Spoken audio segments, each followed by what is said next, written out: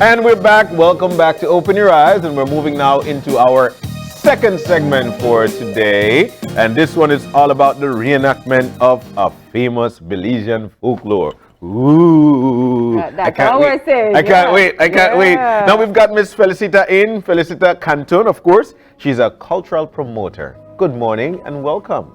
Hello, Kim. Good morning. All right. What's the word again? Good morning? Buenos días. No, but you said it in a different... Malokin. Malokin. All right. Oh, wow. That's so cool.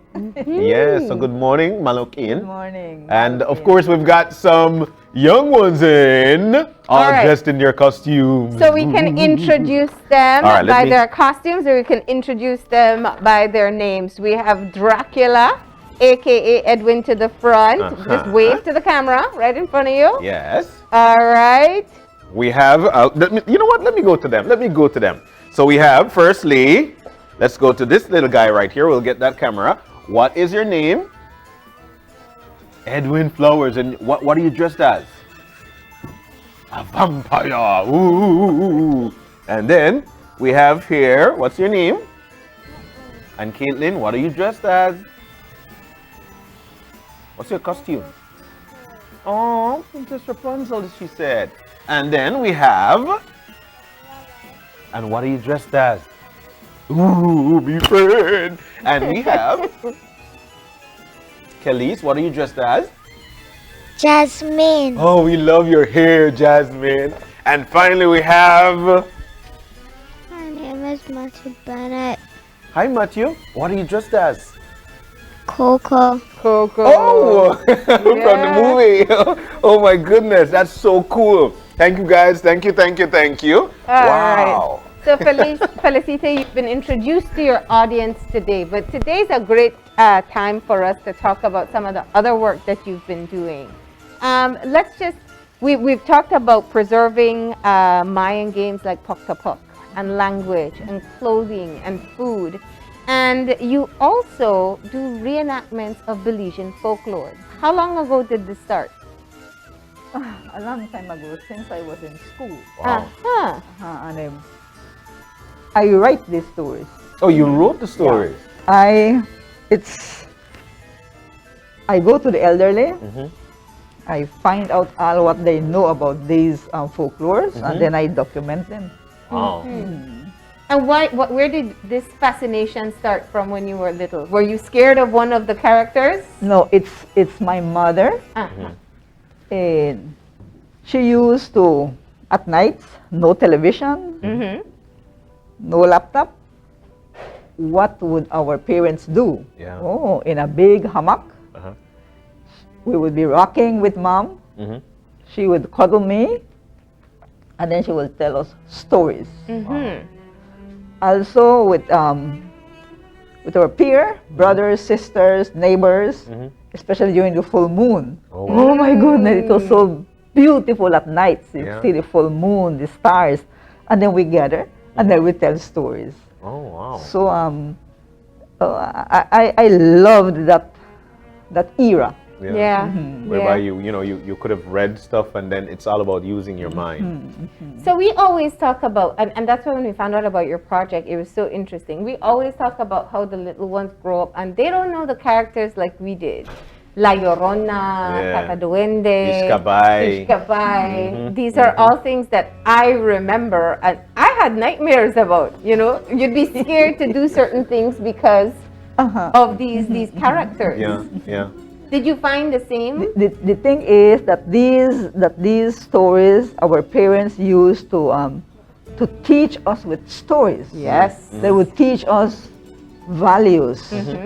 They would teach us, okay, don't be outside on the streets late at night because you will meet the Tata Duende. Yes. To the youths, okay, if you get drunk, the Llorona will take you away. He will take you away. Yeah. So these are stories used to instill values in the children, in the youths. I'm curious to ask this, Felicita. Did you ever believe that it would happen like that? Yes, it happens. Yes. Me, yes. I believe that when you're in the forest and you see that man coming to you with his coming to you and say, let me see your hands, and you show him your hands, and if you show him 5, he will take away the thumb. Yeah. So you have to show this side. Did you know that? Look at their faces, yeah. Did you guys know that? Oh, you know it. Jamia knows it. Have you heard of Tata Duende? Ooh. Okay. The thing is that most people would paint the Tata Duende as a wicked person. Yeah. Mm-hmm. Now, you tell me, you're at home, and a stranger comes to your house and tries to take away all what you have. Would you just stay there and laugh? What would your daddy do? Just shout that answer. What do you think your daddy would do?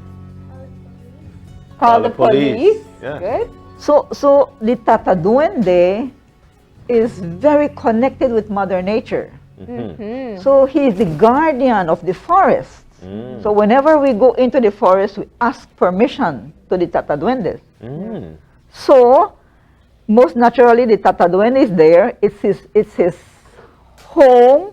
It's where he lives, and people just go in there with their power saw, cut down the trees, or just go in there and break the branches without even asking permission. Yeah. Most naturally, the Tata Duende would get mad. Yeah. Yeah. And if he would catch you, he would do something to your big thumb. Cut off your thumb. So you're not able to hold that power saw. Yes, uh-huh. Let me see your thumbs. Let me see You all your have your thumbs. thumbs? Take let us see your thumbs. Okay. Yeah. So what you do now is a part of the tour, that one of the services that you offer is that you do reenactments of these folklore stories. Okay. And what characters do you normally include? We are specialized in the Tata Duende. Cool.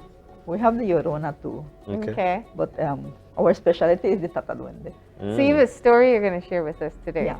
All right. I'm Okay. excited to Yes, get into we're ready. this. We're ready. We have some brand new, a brand new audience for you to hear this story. So Miss Felicita is going to tell us a story. Do you guys like you hearing ready? stories? All right. All right, then Let's you're ready listen for up. this story? All right, so let's do it. Okay. Mhm.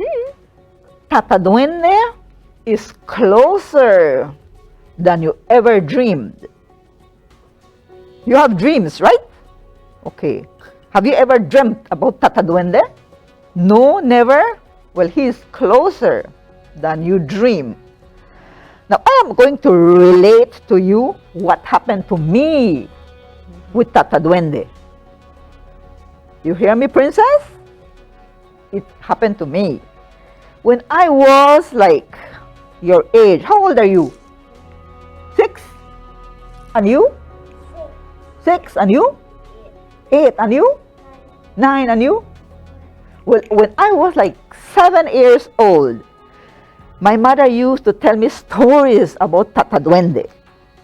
I learned that Tata Duende would appear to little children, especially to girls who used to skip school. Ooh. You like to skip school? Pretend that you are sick and don't go to school? Okay, well, that is good. Tata Duende would lure them into the jungle, and they would never be seen again. Oh my God. Most of the time, he would appear like their father. So if your father appears to you and said, "Come, let's go," you would follow him, right? Because you would think Tata Duende is your father. So they followed him without fear. Also, he loved to whistle. Can we hear a whistle? Tata Duende loves to whistle. And you know what my mother used to tell me? She used to tell me, if we hear the whistle close by, it means that he's far away. But if we hear the whistle, like you hear it far, far away, it means that Tata Duende is close by. Ooh. So,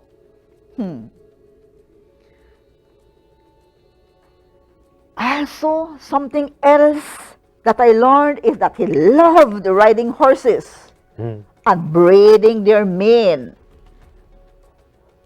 Okay? He was described as having his feet pointed backwards. Tata Duende are closely linked to nature. They are the guardians. They are the caretakers of the forest. Have you ever been in a forest? No, all of you live in the city? Well, you must come to my Pachamama. We have a beautiful forest there, and you might meet Tata Duende there. Okay. During my childhood days, there were no street lights. There was no radio, no television, internet, cellular, tablet, or I don't know. And nighttime was always a time for silence.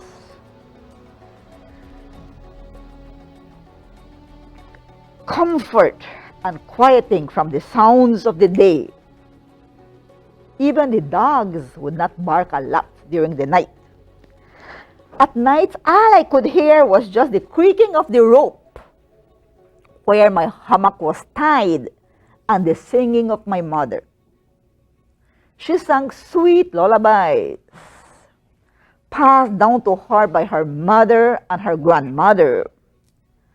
So one night, while we were rocking on the hammock and she was singing, she suddenly stopped singing and put one finger over her lips.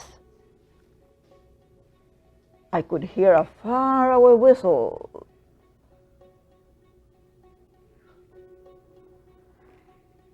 That is the Tata Duende, and he's not far, she murmured. Well, what do you think I did? I closed my eyes. So later that night, I heard someone opening the door, and I opened my eyes, got out of the hammock, slipped my feet into opening the door, and I opened my eyes and saw a very short man wearing a wide-brimmed hat, wider than your hat. He approached my hammock and peeped at me. "Let us go for a horse ride," he whispered. Did you hear what he told me? What did he tell me? Let us go for a horse ride. Can you repeat what he told me? Let me hear. Yes. His eye contact was too strong and I felt uncomfortable. I tried to shift my gaze, but I found it impossible. I had to accept his invitation. I got out of my hammock, slipped my feet into my slippers, and followed him out of the house. And you know what? He walked extra fast. I had to run to keep up with him. Remember, I was like 7 years old. I wondered who this short man was. And immediately, I remembered about the Tata Duende my mother used to tell me. And I tried to look down to check if his feet were backward, but it was too dark. He ran to the nearby plaza where several horses, in the village we have horses, were tied for the night, and others, especially the baby ones, the small ones, were just roaming freely. And he turned around to check if I was following. So I soon arrived after him. By the way, who are you? I asked. He stared at me unbelievingly. Say, what a foolish question. Everyone knows me. I am the Tata Duende. I was shocked. I felt the impulse to run back to the safety of my house, but I simply couldn't. He gave me a piercing look and signaled me to follow him. He walked towards one of the horses that was standing sleepily on the eastern area of the little plaza, almost in front of my house. As we approached, the horse lifted his head, as if knowing something will happen. He flicked his ears back and forth. He stomped at the ground and he snorted loudly. He raised his head and lifted his tail. He was clearly afraid. The Tata Duende remained calm. He untied the rope and led it nearby a huge ceiba tree with massive buttress roots that appeared above the ground. So he climbed on one of these roots and started to stroke the horse's head and play with its mane. The horse quickly calmed down. And the Tata Duende, you know what he started to do? Can you guess? He was playing with the horse's mane. What do you think he did? Remember what I told you he liked to do? He started to braid its mane. This is braiding. He started to braid its mane. You think you can do that, princesses? Which? Can you do this? Okay.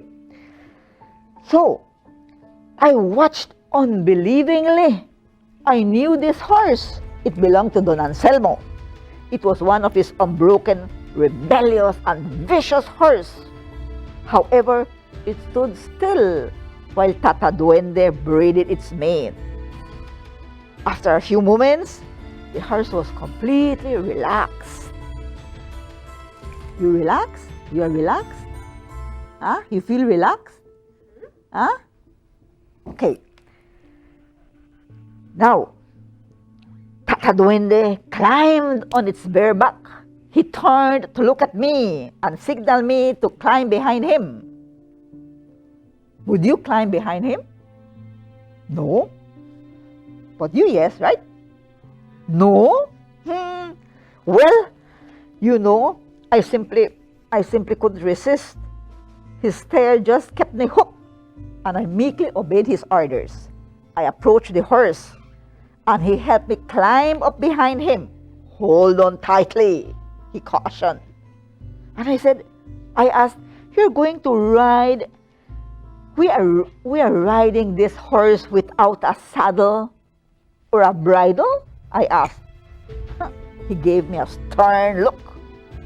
So I obeyed and held tightly on to his waist. The horse started galloping along the plaza. And then we came out on the rugged street. It was a bumpy street.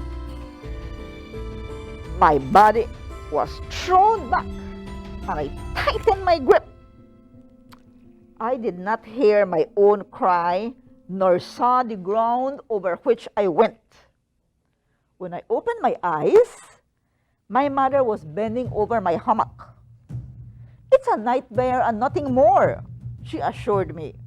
And she prayed fervently, asking God's protection over me. I wanted to tell her that it wasn't a nightmare, that I fell off Don Anselmo's horse. She did not listen to me. She continued praying and said, now go to sleep. And that's an end of it. Don't be afraid. It was just a nightmare. Try to sleep, please. I felt exhausted, but sleep seemed unlikely. It seemed that I had barely dropped off to sleep again before someone was shaking my hammock. Like a somnambulist, I got out of my hammock, but dropped back again, sobbing, crying. My aches and pains were so severe. My whole body aches, I told my mother. She touched my forehead. Oh, you're burning up, she cried. Mama, I want to tell you about last night, I uttered. Later, tell me later. She sighed. For now, I must go get remedies for you. Your fever, for your fever.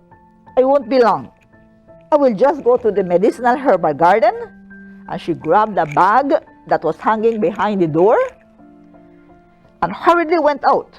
Not long afterwards, she came back, accompanied by my aunt. They set about brewing some herb tea. As for me, I could not even move without groaning. I felt terribly sick. Mama, I feel sick. I need a doctor. Nonsense, responded my aunt. Common ailments like fever and body aches will disappear with these herbs. Showing me the bag of herbs, my mother added, they are safe and effective. You will feel better in a while. She gave me a cup of herbal tea. It was as bitter as gall. I think he will get the flu. You better rub his whole body with Vicks Vaporub, added my aunt. You know what is Vicks Vaporub? No? It's like an ointment. It smells nice. So it's a rub his whole body. Rub her whole body. For the following 3 days, Mama kept giving me herbal teas and rubbing me with Vicks Vaporub. But guess what? My fever did not diminish. There was no control on my fever for 4 days. I was delirious and blacked out several times. I kept murmuring about the Tata Duende. My father decided to take control. He went to visit a powerful shaman who lived in the outskirts of the community and asked him to come and see if something can be done. He is well known for his healing abilities. That's a shaman. It's like a doctor, like a bush doctor. When you go to the shaman, when you go to the doctor, what happens here? He will give you pills. He will give you what? Medicine, an injection, most of the times, right? But not the shaman. The shaman will give you herbs. So they soon arrived. The shaman instructed my worried family that we be left alone in the room. He looked at me and asked me a few questions. Immediately, he knew it was the dense energy of the Tata Duende that was causing my illness. He beat his drum. He had a little drum this big. So he beat his drum. He chanted mantras and blew cigar smoke all over me, all over my body. And you know what? Like magic, my fever went down. I felt such a relief. I fell into a deep sleep. When I woke up the following morning, I was feeling hungry and well. No body aches and pains, no more. But you know what? I had a doubt. Now I had a doubt. I said, was it a nightmare?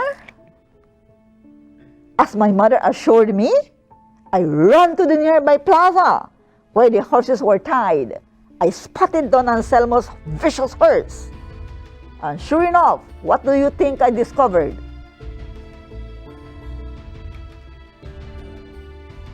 The horse's stiff mane was artfully braided. And I thank God for keeping me safe and protecting me from the Tata Duende. Now, remember what I told you about the whistle? Let us...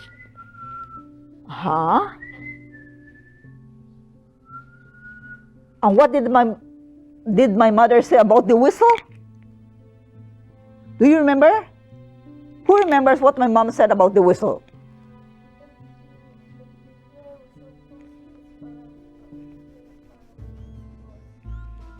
She's a smart little witch. Yes, you are. She is so smart. If you hear the whistle loud, it means that he is far. But if you hear it far, it means he's close. Okay, do you hear a whistle? Let us try the whistle.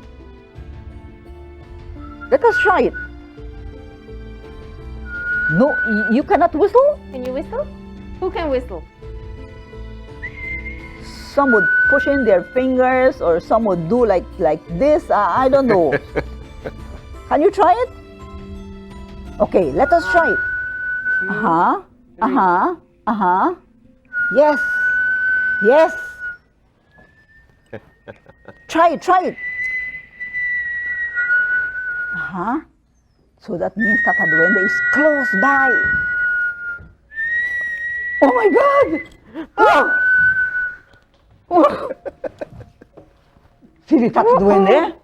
Oh my goodness! Oh my goodness! Tata Duende is here. Oh my goodness! Tata Duende! Meet Matthew, Tata Duende. Meet Edwin.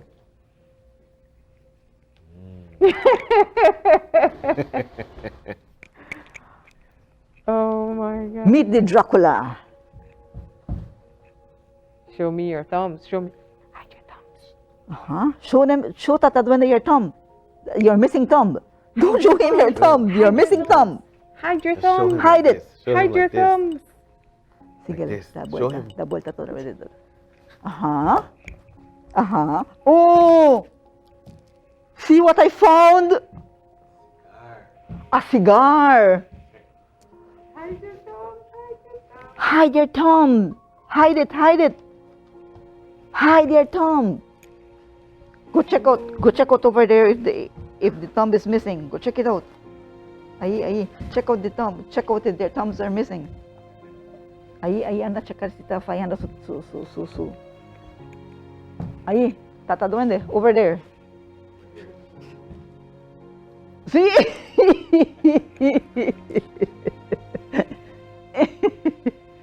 It's okay? It's okay with them? Oh my God. Wait, we gotta show how his shoes is backwards Yeah, as come to the well. front here, Tata Duende. Come right here. Go to the front there. Come right Yes, here. sir. Yes. Come right here. Be careful with the glass. All right. Okay. All right. Come right here, so we could. Yes, that's weird. That's it right there. Oh. So boys and girls, that was the story about the Tata Duende. Yes. Uh-oh. Did you learn the story? Aha! What did you learn about the Tata Duende? Yeah. Don't let I the see witch. Jamia is hiding all Right, her she's hiding her fingers. fingers. Khalees is hiding all her fingers. All right. All right, John, keep your sword away from Tata Duende, Yes. please. We all want to keep our thumbs. Did you guys enjoy that? You enjoy the story? All All right. right. Are you afraid of Tata Duende? You're not? No. Edwin, are you afraid of Tata Duende? He's not afraid. No, He's a Dracula. All right. Dracula, are you afraid? Huh? Wow. So much fun. You took us all the way back in the days when those Yeah. stories were so real Thank and you, so Tata alive. Duende. Thank you, Tata Duende. Thank That's you. stuff from my nightmares happening there in real life. We heard those stories of Tata Duende breeding the horse's mane and do it as neatly as possible. And the fact that he would take you away if you're disrupting in the forest. Wow. Right. That was real. So I have to ask, what is normally the reaction when you do this, especially with people who are not Belizeans? They're afraid. Yeah. They're afraid. Yeah. The last time we had it, Uh-huh. a big man. Uh-huh. Well, most of them were trying and they could not get the whistle. Uh-huh. So he said, can I do the whistle, pushing in my two fingers in my, of course, In your do mouth, it. yeah. Do it. So, and then Somewhere that else, whistle something like came that. out. Mm. But then the Tata Duende at the Pachamama, because the farm is Pachamama, Yeah. and we have lots of forests. Yeah. Uh-huh. And the Tata Duende would peep, and then he would walk behind the forest. You can see only its little head, Uh-huh. and then you know that person, the person who really did the calling, Uh-huh. he was afraid. Wow. He got up, and he came down, and he came to stand beside me. he, you could have seen his reaction. He said, oh my, I Nice. did it. Nice. Do you normally get Belizeans who want to do the experience as well? Yes. Yeah. Oh, that's great. See, it's good for families to go on to experience it. But we have, for example, for children, we have different stories about the Tata Duende. Yeah. Like for them, it would have been something that would teach them to be kind. It's a story Okay. teaching them to be kind, teaching them to be respectful. Yeah. Yeah. Okay. Okay. All right. Well, All right. thank you guys for listening. Where are your thumbs? You still have them? You still have your thumbs? Look, Tata You see your Duende is thumbs? right over there. I'm still hiding mine. Right? What? No! This is how you do it. All right. Well, this has been really. It has been a wonderful time. You guys had fun? Would you want to hear another scary story? No. Something, yes. But we're so thankful we could have had you in with us this morning. right. That was really fun. Oh, my sword fell. Keep it away from Tata Duende. I'm gonna keep it away from him. Felicita, how do people get in touch with you if they want to take their families or recommend the folklore experience, Pachamama? I have the Facebook page will be coming out this week. Okay. This month good. end. And for the meantime, it's Felicita Cantun. Okay. Facebook, Felicita Cantun. Okay. Okay. And people will reach. Well, we appreciate you coming in this morning and Thank you doing so much. story time with us and ensuring that another generation of Belizeans learn more about Tata Duende. All right. So how do you know it's Tata Duende? What do you look for? Tell me. What would you hear? You hear a whistle. And what do you look for? His foot? What Is it- about his feet? It's backwards. backward. What else? What else does he do? How else do you know it's Tata Duende? He cuts your thumbs off and he wears a Big long hat. big hat. And if he's close, what happens? Whistles fun. Oh, wow. Oh. Okay. She's She's been very smart. listening. Yeah. All right. Well, here's what. After we've scared you, now we get to fill you up with sugar. So that's what's coming up next. But I want to say thank you to Ms. Felicita for coming in. Thank you so very much. And of course, this is such a great way for people to learn more about our cultures and also be entertained at the same time. Great initiative. Great Thank you. initiative. Thank Thank you you. so very Yeah. much, Thank Ms. you. Felicita. Thank you. Well, we're about to take the break. When we come back, I'll tell you what. She's already in with us. She's Kiara Penner, and she's the owner of the Whisk. Now, she'll be teaching the children how to easily decorate Halloween cupcakes. You ready for some cupcakes? We'll do that when we come back. Stay with us.